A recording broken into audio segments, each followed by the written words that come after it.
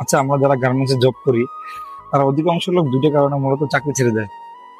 দুটো কারণ হলো: নাম্বার ওয়ান, টক্সিক বস, এবং নাম্বার টু হলো টক্সিক এনভায়রনমেন্ট। মানে আপনি যেখানে কাজ করবেন সেখানকার পরিবেশ, মানুষের আচার আচরণ যদি ভালো না থাকে, তো সেখানে কাজ করে আসলে টোটালি মজা নাই।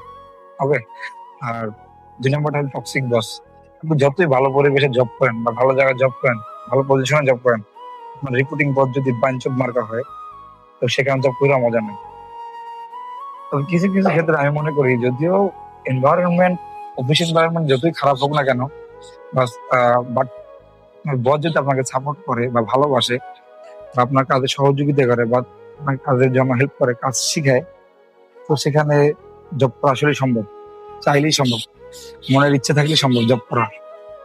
কিন্তু বস যদি বাঞ্চত মার্কা হয়, মানে টক্সিক টাইপের হয়, তো সেখানে জব করা টোটাল ইম্পসিবল। সেটা এক প্রকার মনের বিরুদ্ধে গিয়ে জব করা। তো আমি মনে করি, বস যদি টক্সিক হয়, আপনি যদি মনে করেন যে আপনার বস টক্সিক, তো নিজ থেকে রিজেন দিয়ে চলে যাবেন, সমস্যা নাই। এটা আপনারই ভালো। মেন্টালি প্যারা নেওয়ার থেকে রিজেন দেওয়াটা অনেক বেটার।